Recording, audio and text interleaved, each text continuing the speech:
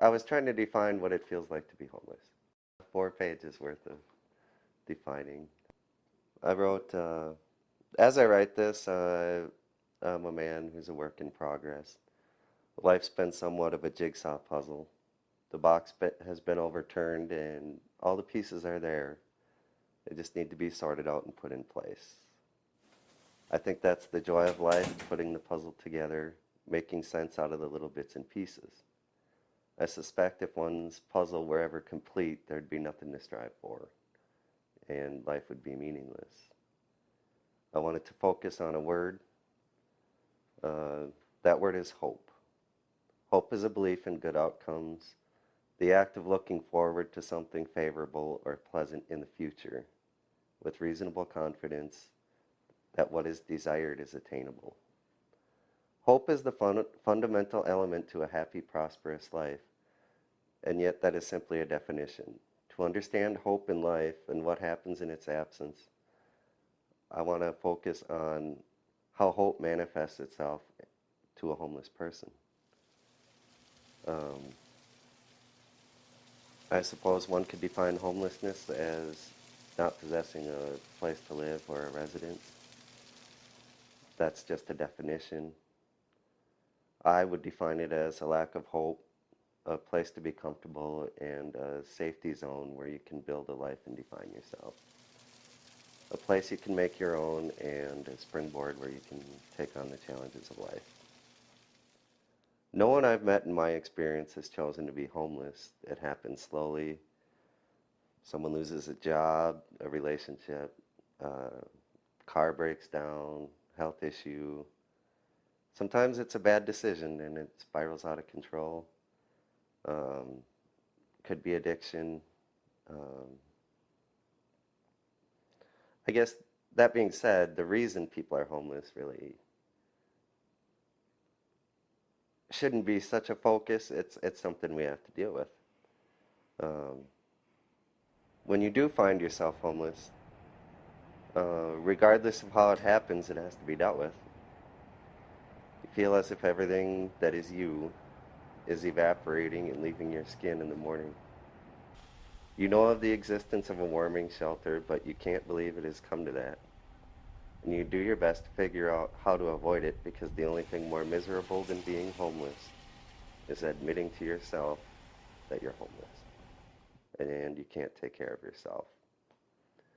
You rack your brain trying to think of someone to call, someone who will take you in. There's no one there. You wander around aimlessly. You look for a place that is quiet during the day where you can clear your head and think about finding a place to sleep. You find no answers. You think the best thing to do is keep moving and hope life will take you somewhere, but it doesn't. It starts to get cold. You stubbornly think you can make it through the night, but after several hours in the cold, you realize you're not as strong as you thought you were. And your head is willing to come to terms with the fact that the body is homeless if it means getting out of the cold. You hear about a warming shelter. It's a pretty scary place if you're not prepared. Your belongings are rummaged through when you get to the shelter. You remove your shoes and lift your pants to your knees. The waiting area reeks of body odor and smelly feet. A person instructs you to grab a mat while where to get something to eat and where you can sleep. Your mind wanders. You want to run away from yourself, and the only way to do it is to fall asleep. You sleep, but it's fraught with worry, and you toss and turn throughout the night. You listen in the evening as police bring in the late intoxicated individuals. Around 5 in the morning, the noise of people having coffee and folding blankets wakes you up. There is breakfast and a shower, and it's explained that anything you need as far as hygiene and clothing go, those items are made available. Then around 8 or 9 in the morning, you're instructed that you're on your own until the next evening. You have nowhere to go. It's cold. You don't know what to do. You start talking to people you never would have in your former life when you had a house, a job, and a family. You talk to the first person that makes eye contact with you. You learn a bit of who is who and the way things work during the day. Someone invites you to have a drink. You have no money. You don't have a way to repay them. You accept the offer. You follow this person to an isolated spot where you can drink and not be bothered. You drink more than you intended. It keeps you warm. Takes you away from your current situation, kind of like a holiday. You stumble back to the shelter in the evening and wake up the next morning with the urge to do nothing but the same thing you did the day before. You meet other people, but you have no interest in getting to know them. You are on a mission to find a way to escape, and the people who are most able to help you with that become your best friends.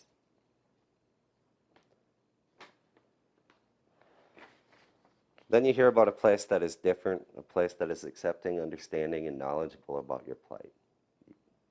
Obviously, a new community shelter.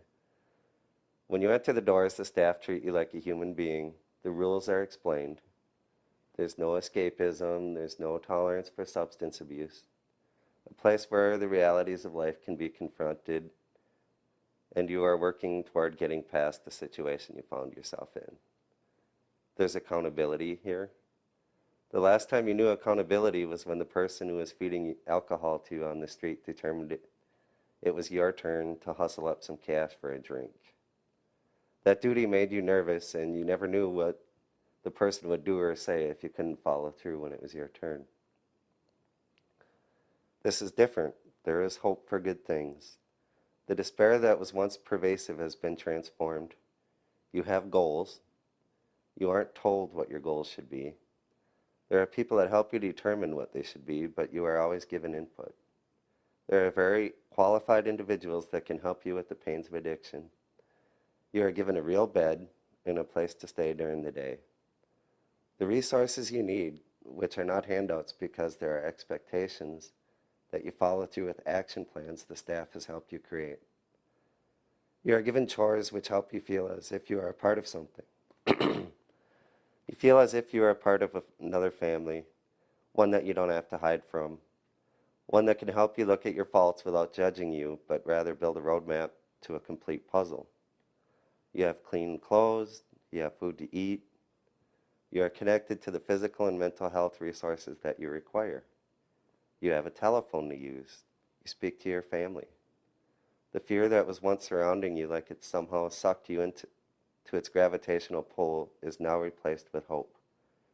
Computers help you to build career opportunities and feel like a part of the real world. You feel resurrected. You feel as if you are a person again. You can look people in the eye.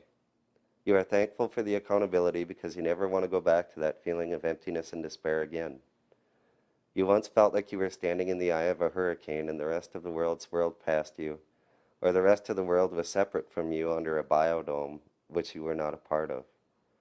This new place opens the door to the biodome and allows you to step into the real world with open arms.